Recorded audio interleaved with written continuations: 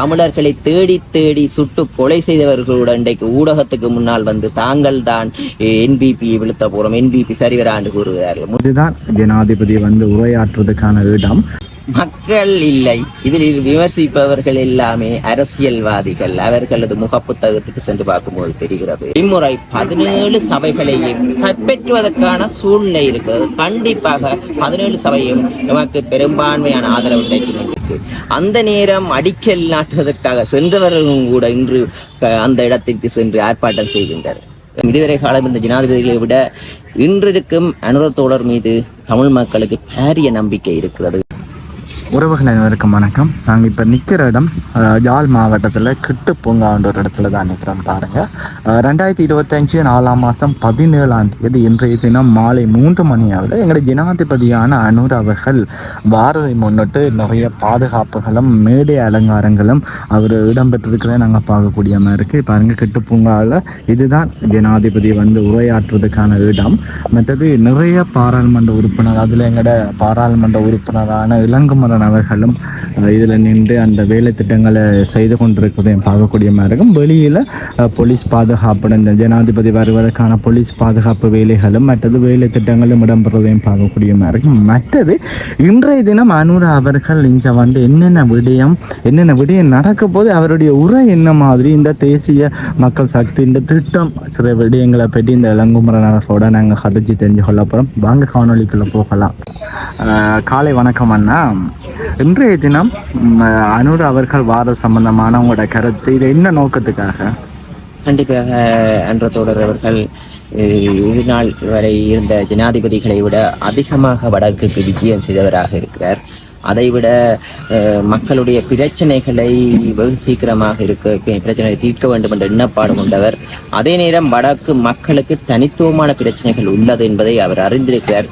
மக்களுடைய கருத்துக்களையும் கேட்டு எமது வேலை திட்டம் என்னவாக இருக்க போகிறது என்று மக்களுக்கு தெளிவுபடுத்தும் விதமாக தன்னுடைய தினம் வருகிறார்கள். ஆனால் வடபகுதியில் இருக்கும் மக்கள் என்னுடனே பல தொடர்பு கொண்ட வண்ணமே இருக்கிறார்கள். பெரும்பாலும் கிளிநொச்சியைச் சேர்ந்தவர்கள் தான் அனுர ஜனாதிபதி தோழரிடம் நாங்கள் மகஜர் கையளிக்க வேண்டும், ஏனென்றால் காணி பிரச்சனைகள் அதிகமாக கிளிநொச்சியில் உள்ளது, அதுகளை கூறுவதற்கு மக்கள் இன்று வருகிறார்கள். அவரிடம் எவ்வாறாவது மகஜரை கொடுத்துவிட வேண்டும் எண்ணப்பாடு இருக்கிறது. ஏனென்றால் தமிழ் மக்களுக்கு பாரிய அளவு பிரச்சனை இருக்கிறது. முன்னைய ஜனாதிபதிகளை விட இன்றிருக்கும் இதுவரை காலம் இந்த ஜனாதிபதிகளை விட இன்றிருக்கும் அனுர தோழர் மீது தமிழ் மக்களுக்கு பாரிய நம்பிக்கை இருக்கிறது. அவர் செய்வார், வேலைகளை செய்வார், மக்களுக்காக நியாயமானிப்பார் என்று உணர்கிறார்கள் தமிழ் மக்கள். மற்றது இன்னொரு விஷயம், இப்போ அனுர அவர்களுக்கு இங்கே இருக்கிற ஆதரவுகள் அதிகம்தான். ஆனால் தற்சமயம் இப்போ இந்த ஒரு வசாபுரன் பாதை விடுவிக்கப்பட்டது தானே, இதனுடைய நோக்கம் அரசியல் நோக்கமா மக்கள் நோக்கமா? கண்டிப்பாக இதில் அரசியல் நோக்கம் எதுவும் இல்லை. மக்களுடைய வேண்டுகோளுக்கு அமையத்தான் அந்த பாதை விடுவிப்பு நடைபெற்றது. இதுவரை காலமும் மக்களே கூறினார்கள். அந்த இடத்தில் நான் சென்ற சமயத்தில் மக்களே கூறுகிறார்கள், இந்த பாதை வாழ்நாளில் விடுவிக்கப்படாது என்று நினைத்திருந்தோம். ஏனென்றால் அது உயர் பாதுகாப்பிலும் இராணுவத்தினர் மத்தியில் இருக்கும் இது ஒரு பாதை என்று பலரும் அதைத்தான் கூறினார்கள். ஆனால் இன்று அந்த பாதை திறக்கப்பட்டுள்ளது. எதிர்வருங்காலத்தில் சுமூகமான நிலை ஏற்படும், இராணுவத்தினரே மனம் மாற நிலை ஏற்படும்.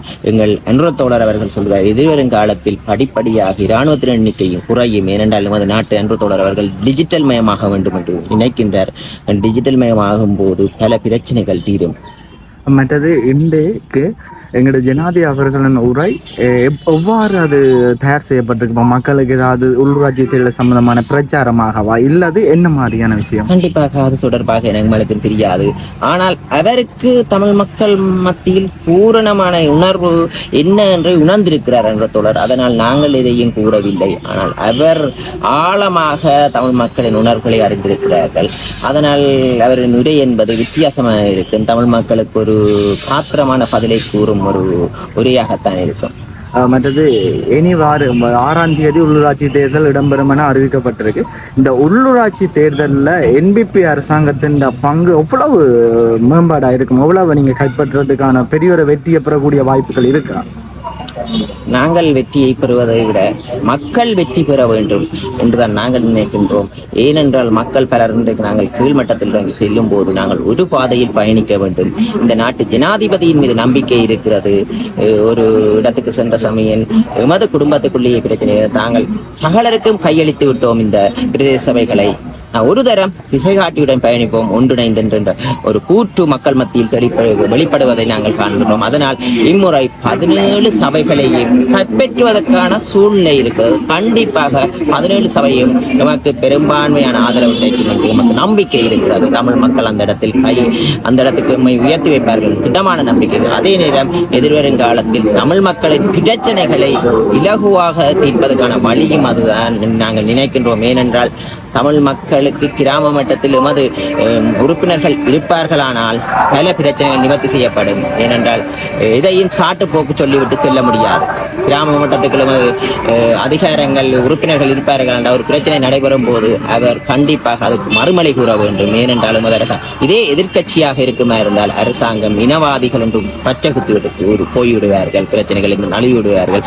ஏனென்றால் இங்கே ஒரு பிரதேசத்தில் நடக்கும் பிரச்சனை அனுர தோழர் அவர்களுக்கு உடனடியாக தெரியாது.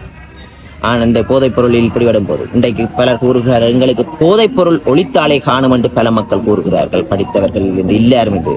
நாங்கள் நினைக்கின்றோம் எமது உறுப்பினர் பிரதேசவைக்கு இருக்கும் போது அந்த பிரதேசத்தில் யார் எவ்வாறானவர்கள் என்று உணர்வார்கள், தெரியும் அந்த உறுப்பினருக்கு. அதை எம்முடன் தெரிவிப்பார்கள்.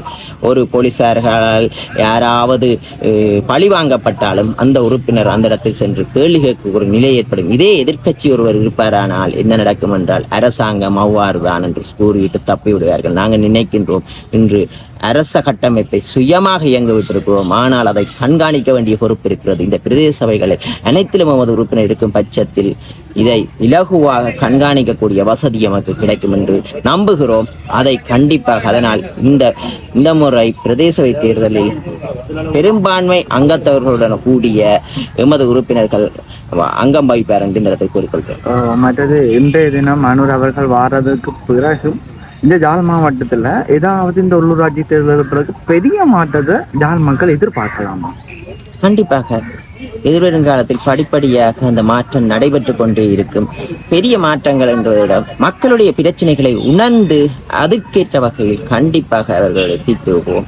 காணி வெடிப்பு, மக்களுடைய காணி வெடிப்புகள் எமது கொள்கை பிரகடனத்தில் குறிப்பிட்ட அனைத்து விஷயங்களும் கண்டிப்பாக நடைபெறும் என்று இந்த இடத்தில் கூறிக்கொள்கிறோம். இன்னொரு விடயம்னா இப்போ கூடுதலாக உங்களோட NPP அரசாங்கத்தில் மக்களில் ஆரம்பத்தில் அந்த ஜனாதிபதி தேர்தல் பாராளுமன்ற தேர்தலில் இருந்த ஒரு நம்பிக்கை கொஞ்சம் குறைஞ்சதாகத்தான் நான் பார்க்குறேன். ஏன்னா சில மக்கள் விமர்சனத்தில் இது மக்கள் நிலைமை ஏன் இப்படி மாறினது, இதுக்கு என்ன காரணம்? மக்கள் இல்லை, இதில் விமர்சிப்பவர்கள் எல்லாமே அரசியல்வாதிகள். அவர்களது முகப்புத்தகத்துக்கு சென்று பார்க்கும்போது தெரிகிறது.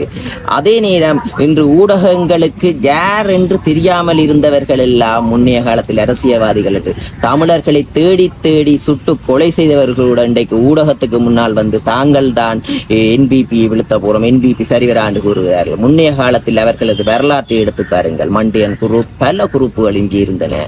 விடுதலை புலிகளை தடை செய்த போது இந்தியாவும் கைதட்டி ஆரவாரப்பட்டவர்கள் இன்று சட்டத்தரணிகளாக இருக்கிறார்கள், ஊடகத்துக்கு முன் வாழ்வல்லண்டுகிறார்கள். ஏனென்றால் இன்று நான் நினைத்திருந்தேன் பாராளுமன்ற தேர்தலில் 3 ஆசனம் கிடைக்கும் பட்சத்தில் கூட எல்லா கட்சிகளும் ஒன்று சேர்வார்கள் என்று.